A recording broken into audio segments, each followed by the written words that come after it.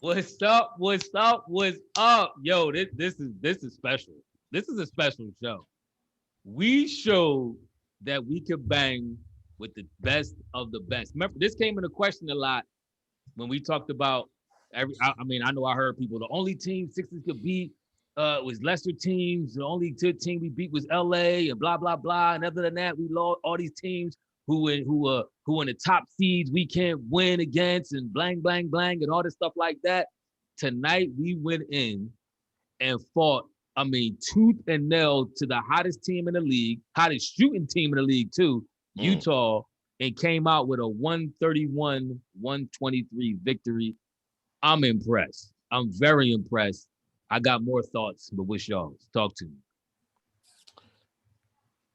Well, I guess honestly, the MVP. Can we wrap up MVP now, or we? Oh, I guess we still got to play some more games. I mean, we still got to play more games, but right now, he to me, he jumped. I know I campaign for Steph, but he jumped ahead of Steph. Right?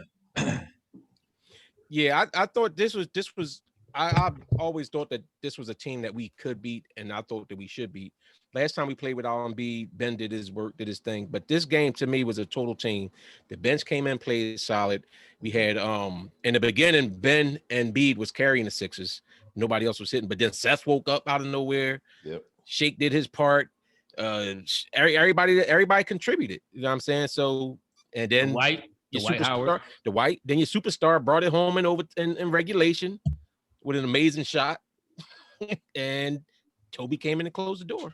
Let me tell y'all. Yeah, basketball is an entire game, so you got to pick up where you got to get in where you can get in. Tobias didn't play that well the first half of the game. First three, four quarters, he came in overtime. Did he supposed to do? That's what you're supposed to do. I'm not going to knock him for having a bad first half. The team hung in there. The bench came in and played very well. That's what I wanted to see. Spark from the bench. The White came in, did what he did. He even hit a three. But we closed that game out. We won. To me, this shows the importance, though, of having home court advantage throughout the playoffs, man. It shows the importance. Yeah, remember that's what I was saying the other podcast. I was like, I don't care if nobody in there or not. We need it. We got to try to stay in first place. We do in the East. I don't know if we're gonna win the best record overall, but we got to try to stay in first place in the East. If I was going around, all four of us could probably come up with a reason why we won this game. For me, though, it was the play of Dwight Howard. Dwight Howard in the beginning of the fourth quarter. The way he started the game was the fourth quarter was he started with a layup. He got a layup. Next possession, he hit the 3-pointer. Next possession, he's got a steal, got fouled, hit 1 or 3, 1 or 2, and then he went and made another layup. He remember the block. Did you miss the block? And I missed the block. Yes. Yeah. Oh yeah. So that block was awesome too. But that was key.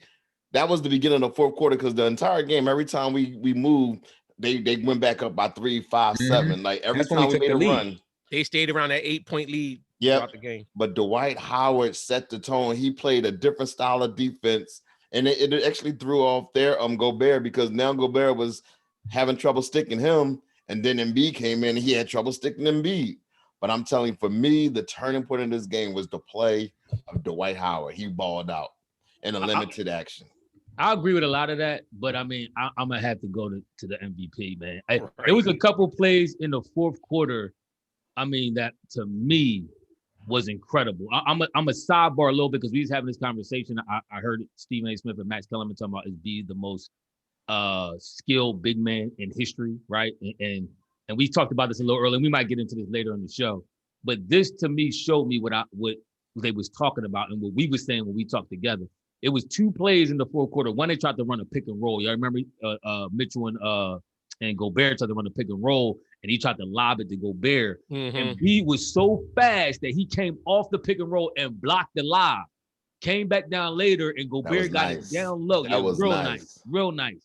Came down low, and later on, in I think like a couple possessions later, Gobert had B down, way down underneath the basket. Tried to yam on him, and B came up. Get that out of here. Yep. It was those 2 plays defensively, to me, turned the whole tide late in that fourth quarter, which allowed us to take the game into overtime. and then we went to overtime and Tobias closed all windows and doors, as my man Mix used to say. Yeah. But that to me, he had a huge 3 down the stretch too. He showed to me that he's the heart and soul of this team, and he's the leader for MVP right now. Right now, I don't care what nobody says. But you know what else? You know what else I got to say? This is why it's important. Seth Curry, Danny was off tonight, but Mike Scott came in. It's important. Three-point shooting is very important in today's NBA. In today's NBA, Very absolutely. important. I mean, you can score 2s all game, and when they start hitting 3s, the game starts getting away from you. But when Seth came in, hit a big 3. Even Mike Scott, remember with the bench when Dwight was in there, Mike Scott hit a big 3 with that run on the bench too. In today's NBA, 3-point is very important. It was good to see Seth Curry 2 for 4 tonight. We got to keep this going from him. Even Court in his 12. Now these are the minutes I would like. Court Miles in spurts he could play well. He had 12 minutes tonight, and he played excellent with them 12 minutes. 12 minutes, 2 for 4, 8 points. This is what I want to see. That's enough. Court. That's enough. This is the type of game and the type of minutes I would like to see from him, to be honest with you. I agree with you to an extent about the 3-point shots. I don't think that you have to be heavy on threes though. No, I'm not saying that that's what you said. Shots. You need guys that can make the open shot because we only shot 8 for 25. We shot like 25%, but they were timely hits. Now, Tobias went over. I think Tobias went over from 3, and Embiid 2 for 5. Embiid did one shot. He shot a 3. And remember, this goes to what we was talking about with Doc, right? This ain't even what I wanted to talk about, but remember when we was talking about when Doc, when Embiid was talking about how me and Tim was talking on the last one, how Doc said about how Embiid was saying how Doc gets on him all the time. Like if he shoots something, he's like, "Oh, Brett used to do it, but Doc has been more consistent." If you remember, it was a point in this game, and it was like a 3-point game. It was something tight like that, and Embiid jacked up a 3-pointer, and they got off. And then they went down, and I think they scored. Doc called a timeout our very next possession, and B was right in the post and going to work again. Yeah. And that's when we started to go on that run again to secure that, to you know what I'm saying, to get back in it. Because I think we was down like 5. But real quick, this game, this is like how Ethan said, everybody, you get in where you fit in. Like this is a team. This was a team win. And it's funny because this game, you really got to you can look at the stats. The stats don't always tell the story. Because off firsthand, somebody, if you try to tell somebody Ben Simmons had the cuffs on Mitchell, somebody would come off and say, "Oh, Donovan Mitchell had 33 points. He shot 34 times and shot like a 30% clip, like 35%. So that's what Mitchell do. He don't shoot at 35%. That's what I'm saying. Like career, hold on, he's a career like 42% shooter. Okay, but 35% is not. Mitchell shoots, and I said this before though. Mm-hmm. And you tried to get on me. Mitchell shoots a lot of bad shots, and he shoots a lot of shots. Okay, but 35% is different from 42%. It's a big difference. AI shot like 42. Ain't that big? Why you tripping? AI shot 41. You make 2 shots, you have 40%. Not when you shooting 34 shots, you not. Not when you shooting that kind of volume, you not. That's what I'm saying. Remember Jordan Clarkson killed this the last game. He only had 10 points tonight. He shot 30%, 3 of 10. Bogdanovich started out cooking us early on, but then he had like 12 in like the first quarter, I think, something like that. And then he finished with 18, but he had like 2 shots in the fourth. But other than that, like the second half, he wasn't really doing much. Jordan Clarkson, though, and the kind of the Ethan and Wayne's point, I'm kind of like down the middle. I mean, I guess I'm maybe right where Wayne is at.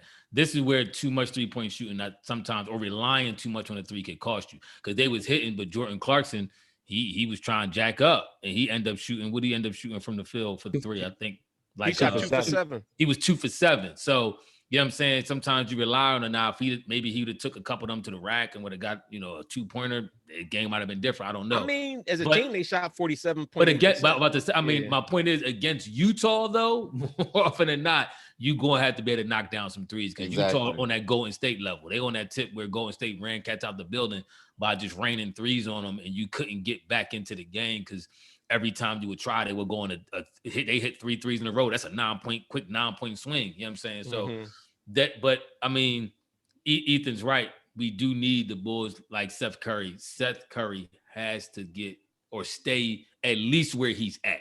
I don't need him to get back to pre-Rona Seth where he was averaging 17. Nah, I don't need that. But I do need him to get back to where he's at least averaging 14, 13, hitting them open shots. He had 14 tonight. That was solid, which I'll say 2 for 4 from the 3 or something like that. Yeah. That's where you need him to be at. But it was And a great overall win.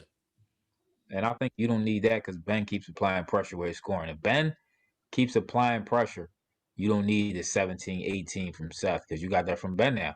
You need Seth, like you said, to knock down them open. He had a deep one too. Yeah. And it was time. That was a critical 3-point shot. Huge, really. Here's what I also got a point as far as the only thing that I would, if I had to be a little critical of someone in the game, it would be Doc Rivers. And my critique would be that last time we played Utah, when Ben had a success, he went to a small ball lineup with playing Ben at center. I would have liked to see Ben play a little bit more at center today because they can't match up with him at all down there. They couldn't match up with Embiid or Howard. You had Embiid and Howard. You just said how Howard was a big turning point. So I still think playing, but we was trailing most of the game. So say what you want down the stretch. Down in the fourth quarter, they couldn't match with Embiid or Howard. But I'm saying while we were trailing in the first, second, and third quarters, I would have liked for him to use that lineup where Ben is playing center and he's moving Gobert off of the ball and then getting them easy layups because he's proven that he can score against Utah. So whose minutes are you taking to give Ben more minutes at center? I'm taking Dwight. Anybody that nobody scored really. Yeah, but you saying score, but we just talked about how Dwight. So if you're taking some of Dwight minutes, you don't think that affects anything? Like you're talking about not letting him get into. Maybe when he was first in the game, he was getting. That's like Tobias. So you say there's no area to play Ben at the center. No, you didn't need it. You got your centers. You didn't. We won the game, but we won the game, but we didn't win because that first, second, and third quarter we struggled. Because our shooters were struggling. We was climbing uphill the entire game. Because our shooters were struggling and our defense was struggling. Like I said, Bogdanovich was they was lighting us up in the first. Like our defense tightened up in the second half. You remember that Utah series, that Utah game that we had 2 weeks ago when we actually led and we had like 10, 12-point leads at one time. I know what you're talking about. With Ben playing the center with that small ball line. What I'm saying is we could have found some spots where Ben could have did 2 or 3 minutes in that lineup. I would like to have seen. He did though. I would like to have seen if he could have mirrored the same success. You didn't see when he did it and he went to go take Gobert one-on-one and Gobert stopped him and then he passed it out and then Dwight. That was 1%. That was really when Embiid had went to the locker room and got hurt and they played him real briefly. I'm talking about I would like to see a stretch where Ben played in the first, second, or third quarter at that position. That's all.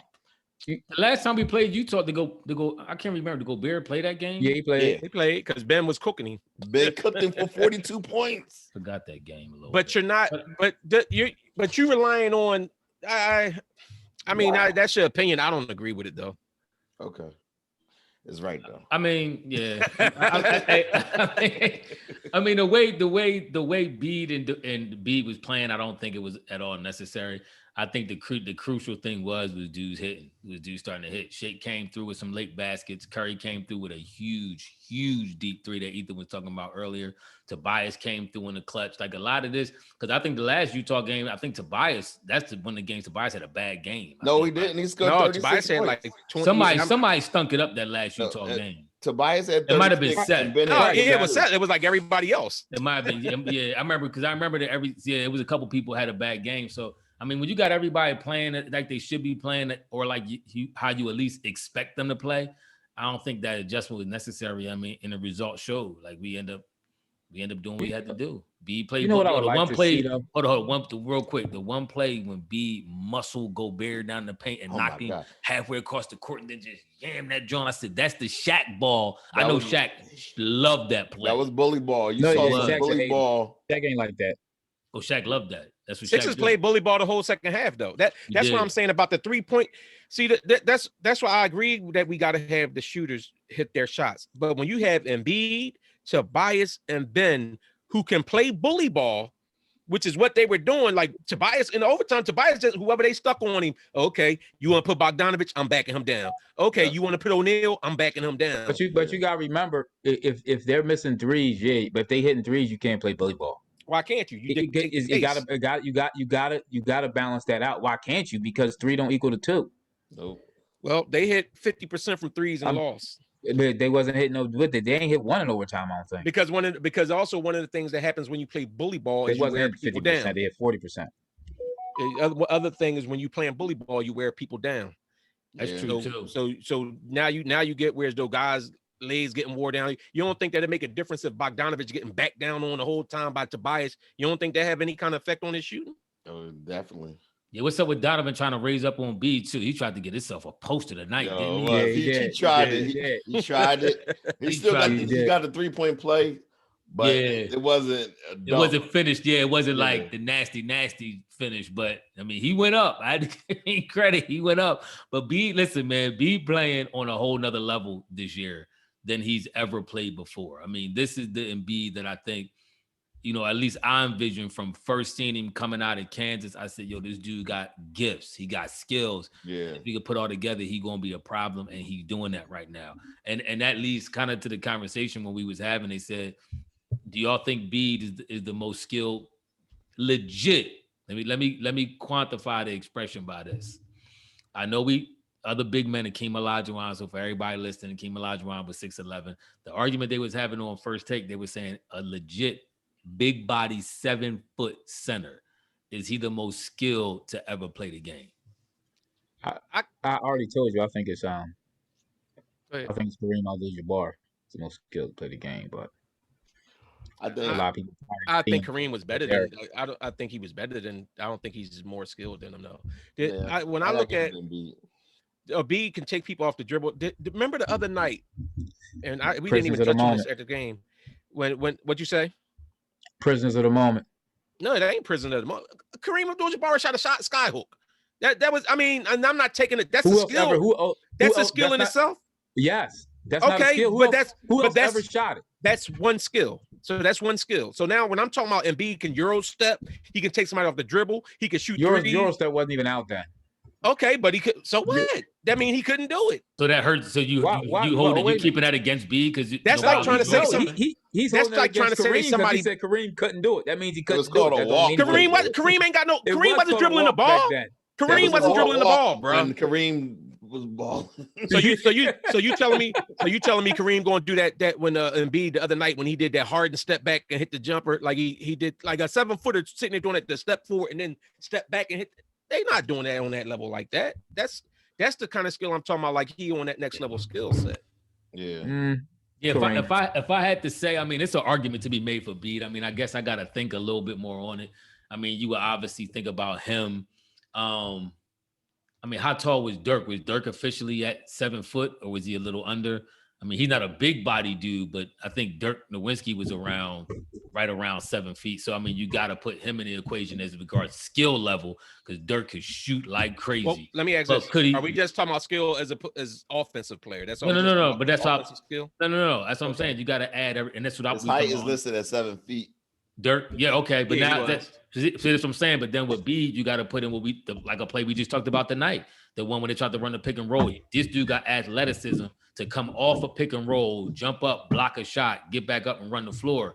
Everybody ain't built like that. You know what I'm saying? That this is you talking about a dude who's in the game of shooting guards where sometimes he got to come out to the perimeter, guard stretch forwards. And not saying he locking nobody down at that position, but he has the ability to cover a lot of floor space at one time for his size and his height.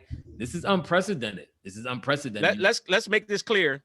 If anybody started, they hyping it. We're not talking about Embiid being a better player than these. He still got work to do to get on those guys' level. But we're talking about just as in pure skill set and what he's capable of doing. Yeah, he there. I mean, he's definitely in the conversation to me. I mean, of course, if you bring in people who's a little shorter like Olajuwon and all that, I mean, it's going to change a little bit. But we talking about legit. The question was posed legit 7-footers, and he got to be in that conversation. But at least for this year, he definitely MVP conversation. I know Harden doing his thing, and he had a great game. Everybody was all hype, and my man Steph been doing his thing, and I'm hyped for Steph.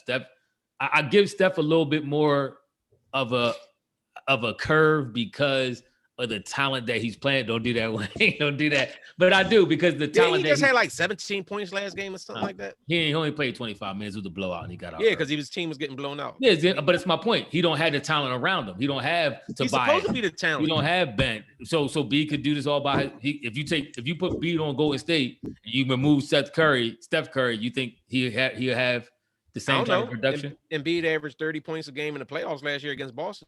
We got swept though. He ain't had no help, but he averaged 30. And Steph averaging 30. We're not talking about Steph scored 17. But he's averaging 30. He's averaging 30. But this is my point. Might not be no more with those 17. He's gonna average 30. I think y'all underestimate. I think y'all really underestimate what Kareem was doing and how skilled he was back then. I mean, he's still defense, the all-time scorer in the NBA. So the Bull was averaging 4, 3, 4, 3, 4, almost 5 blocks a game. We didn't say he couldn't play defense. We just saying offensively, I don't think he's as skilled as Embiid. As a total player, he's better than Embiid. But you gotta think the way the game was back then. He's the number one scorer in the history. But he played like 50 years. He played for a long time. But you got to remember too, blocking the block shot was more in his favor back then because they all played closer to the basket. So hold on, everybody was 4 years when he first started playing. It wasn't even counting blocks. I'm talking about the way the game was played though. The game, if they shot the ball like they did, you think he'd get 5 blocks in today's game?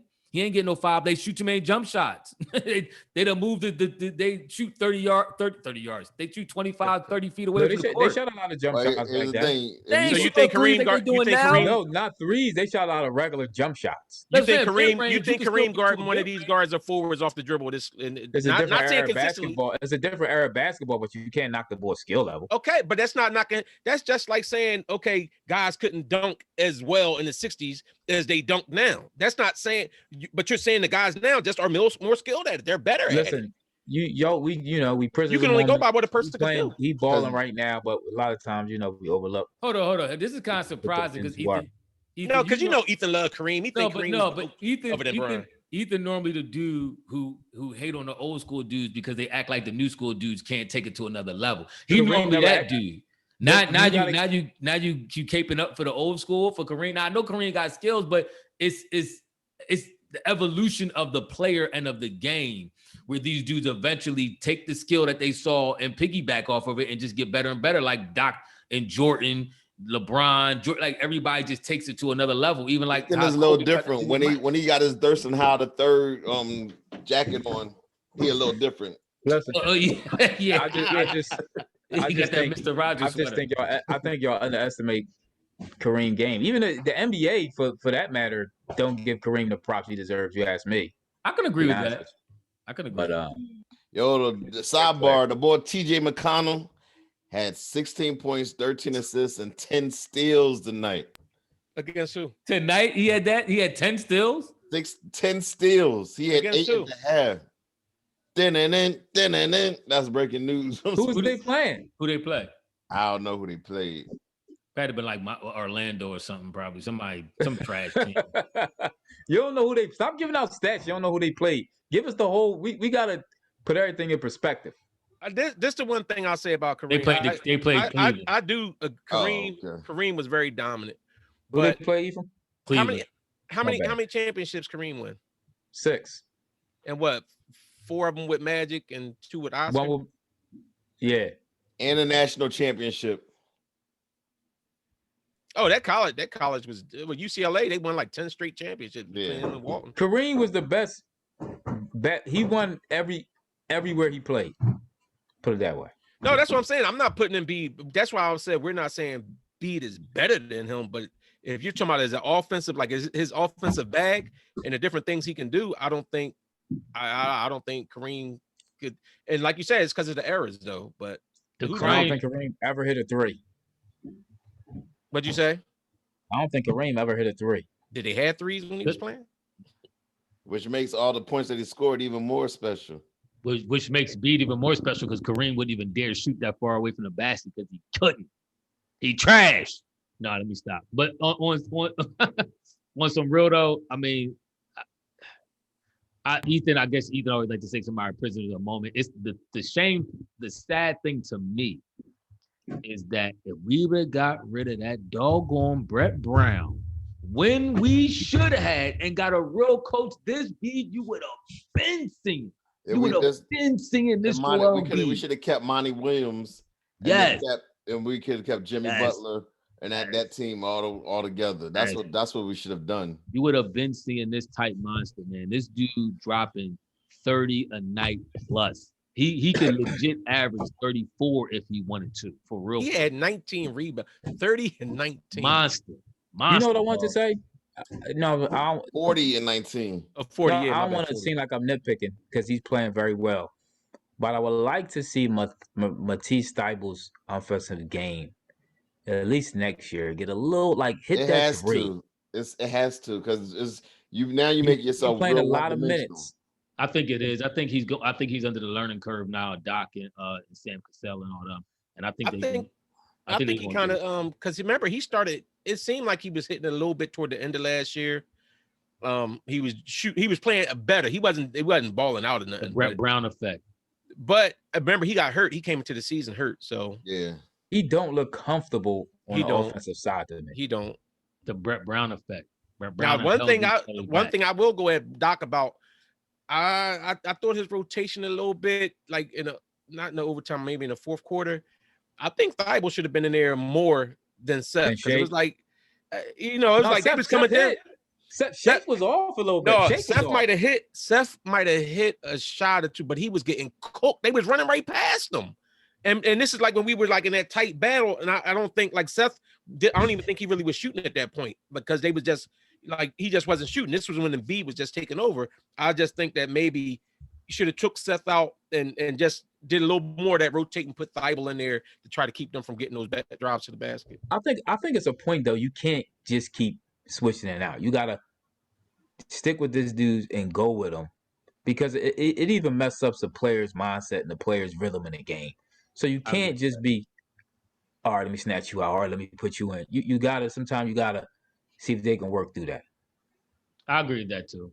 That's why I would have rather Thibault been in there instead of Seth for the defensive. Then we might have lost, and he might not hit the D3. Then we might have lost the game. So right now we still need if we're going into the break now. So coming back, we got a real tight schedule. We're pretty much playing every other day to the end of the season. Not Doc, but Daryl Morey. He needs to draft or not draft, but find some outside shooters for the team. I think that's what we need moving forward. We need help in that rotation. Danny Green's still back to Danny Green again. He's 1 for 6. So I do agree. I've been keeping my eye on JJ Redick. He looked like he coming back around a little bit. He had 17 the other night. Oh, nice. Flashing. I don't, is that I know we talked about that before, or the rumor report was talking about that before. Is there any 3-and-D guys out there? That's what we really need for real. We just need somebody that can spot up, shoot, and play defense. We need like a Bruce Bowen type dude right about now. Yeah. Let me ask you. That's what Thibault was supposed to be. Yeah, it was. Who's taking over the league after LeBron leaves? Joel Embiid and Ben Simmons. If Embiid keep playing like this, that could be. But I'm not gonna. Embiid has had 2 years where he was dominant, and the other year, the year before last, when he was scoring 27 points a game, he ain't look nowhere near as dominant as he is now. Like he looked next level. When I think about the LeBron mantle being passed, honestly, I don't see a big man in this era of the game taking that man. Like they just because the optics of it, I guess a lot of times people look for that flash like Jordan, Kobe, AI, Steph. They tried to put T-Mac kind of on that level when he was born. Like I think KD's like the KD style type of play where you could kind of return of the big man. You don't think Embiid got flash? We just talked about all the skillful things that he do on the court. It's the return. It's the optics thing, man. Like people kind of draw more to the dude who constantly could run the court rather with the ball. Not saying B can do that. Like Shaq did a lot of that, but Shaq, nobody never put Shaq on that ambassador of the league level. He was always, I don't think so. What? Player, but Shaq was never considered like the face of the league. It's a different title to be the most like a dominant dude and a big man. Shaq was the face of the league. You think Shaq had that title as the face of the league?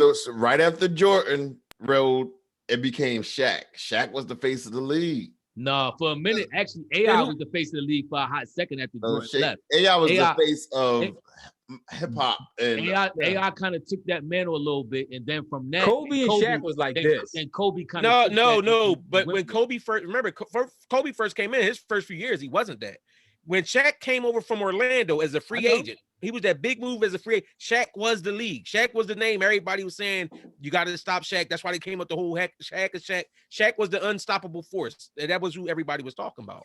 But I do agree with AI started getting some of that. But see, to me, you got to remember, once again, this is me. When I think about face of the league, I think of the whole package. I think of how many sneaks Shaq sell. Like, people buy sneaks based off of who they like. LeBrons, Jordans, those kind of AIs. Honestly, come on, let's be real. Shaq would put his own brand of sneaker out. If he was on Nike or something, it'd have been different. Big men don't sell sneakers. They don't. Big men don't sell sneakers. A lot of people had Pat Ewins, as trash as he was. That was more of a hood thing that they got because Run DMC had my Adidas and all that kind of stuff like that, and they kind of transitioned to that. But you just said big men don't sell sneakers. Big men, they don't. They're not really. I mean, he sold a couple Pat Ewins. Not that remember nobody really rocking hardcore Pat Ewins where they sell through the roof. They really don't sell sneaks. People don't really look at big men as being the face of the league like that. I mean, that's just my opinion. If it had to be anybody right now, I mean, I guess you got to look at. They ain't really talking about him that much, even though he's balling. Is Zion? Zion, yeah, he balling. He balling hard. I mean, he's shooting like almost 60 or over 60%. How much he averaging right now? To me, even like 24, 25. To me, though, and that goes back to what I was saying, it's the market that he's in. I told you New Orleans. I said New Orleans market. You don't think if he was in New York? 25.5 and 61% from the field he shoots. You don't think if he was in New York, he'd be balling? Yeah.